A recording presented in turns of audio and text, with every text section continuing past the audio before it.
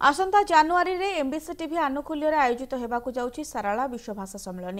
एहाकू विभिन्न वर्गर लोके स्वागत करिसेंति। तेबे एनी भुवनेश्वर और कटक रु कोन रहिछि प्रतिक्रिया आसंता सुनिबा।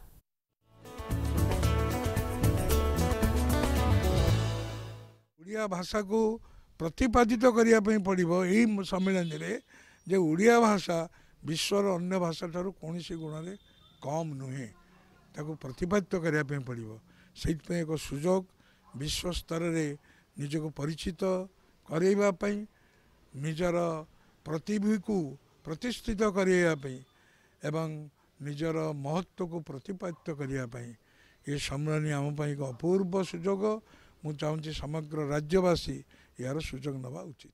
या निश्चित भाव गोटे शुभ लक्षण और गण और गणमाध्यम जो दिन भाषा तत्परता प्रकट करेंगे से दिन निश्चित भाव गोटे भाषा गोटे शुभंकर घटनाटी घटव। भाषा शुभंकर घटनाटी घटिले अंतत गोटे जाति गोटे राष्ट्र निश्चित भाव गोटे शुभंकर घटना भितर कौन द्वंद्व ना द्विरुक्ति ना द्विध्व ना सन्देह ना संचय ना संकट ना एक कथा निश्चित भाव आशा करी। आशा करुच्ची ओडिशार जो माने ओडिया भाषा साहित्य संस्कृति एवं सारा भाषा को भल पाती समस्ते सम्मेलन को शुभेच्छा देवा दरकार एवं सम्मेलन कार्यक्रम रे अंशग्रहण करने दरकार।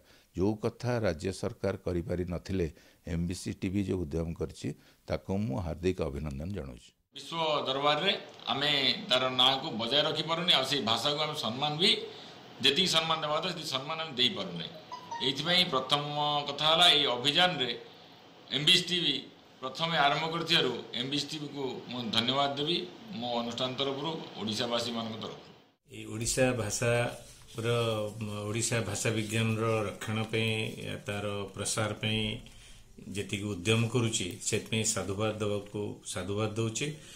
आ ओडिशा भाषार जो गौरव से गौरवटा एमबीसी टीवी एमती बजाय रखू सेटा ही हमर काम। यह एक स्वागत योग्य पदक्षेप। एथिपई जहाँ सब आवश्यकता रही आम गुंडुची मूषा भली समस्त कार्यक्रम साहाय्य सहयोग बजाय रखू एवं अशेष अशेष कृतज्ञता दौची एवं साधुवाद दौची एवं सम्मान जनाऊँगी एबीसी टीवी कर्तृपक्ष को ये महान कार्यक्रम आयोजन करथिबार।